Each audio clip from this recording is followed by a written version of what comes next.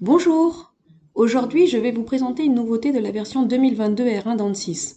Un nouvel outil appelé Géométrie Import a été intégré dans Mechanical dans le but d'assurer l'assemblage de pièces avant leur maillage. Explication.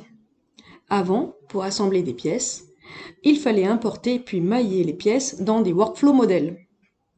Puis ensuite, lier tous ces workflows à un workflow calcul.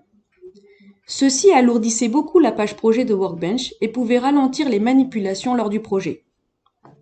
Maintenant, pour réduire ce temps d'assemblage et alléger la page projet de Workbench, l'outil Import Géométrie a été développé puis intégré directement dans l'application Mechanical. Démonstration. Nous sommes ici sur l'interface graphique de la nouvelle version 2022 R1 d'ANSYS et nous allons voir comment utiliser ce nouvel outil d'import géométrie. Nous allons choisir un workflow calcul, par exemple statique structurale. L'objectif ici étant d'importer plusieurs parties d'une valve. Donc, nous allons importer la première partie de la valve via l'onglet géométrie du workflow, comme on fait habituellement, donc import géométrie, partie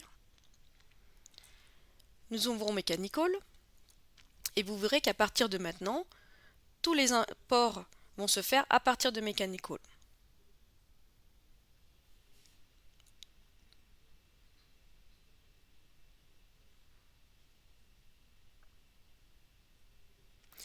La pièce issue du premier import apparaît donc graphiquement dans l'interface graphique de Mechanical. Au niveau de l'arborescence, un nouvel onglet apparaît ici qui s'appelle Géométrie Import. Et là, le premier import s'affiche ici sous cet onglet. Juste en dessous, dans l'onglet Géométrie, nous avons la pièce issue de cet import. Maintenant, pour pouvoir importer les autres pièces de la valve, on va faire un clic droit sur Géométrie Import, Add Géométrie Import, From File, et nous allons importer la deuxième partie. Une nouvelle fenêtre s'ouvre. Elle montre que en fait, les corps volumiques et surfaciques sont importés par défaut, donc elles sont mises à Yes. Par contre, les corps linéiques, les attributs, les sélections nommées ou les propriétés matériaux n'apparaissent pas par défaut. Donc pour pouvoir les activer, activer leur import, il faut cocher Yes ici. Nous avons d'autres options avancées d'import qui apparaissent. Nous importons. Voilà, la deuxième pièce apparaît ici. Dans l'onglet Géométrie, il faudra lui affecter un matériau.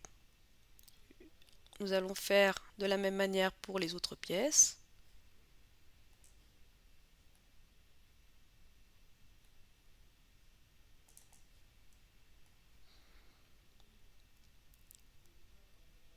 Voilà, ici nous avons reconstitué toutes les pièces de la valve.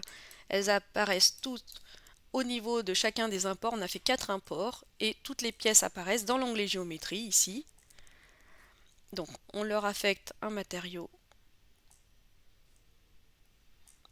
Voilà. Notre valve est reconstituée. On a de la chance, les pièces sont bien positionnées, mais il peut arriver que les pièces soient mal positionnées. Dans ces cas-là, il est toujours possible d'aller sur l'onglet modèle de l'arborescence, faire un clic droit Insert, Part Transform. Nous choisissons la pièce à déplacer, par exemple celle-ci.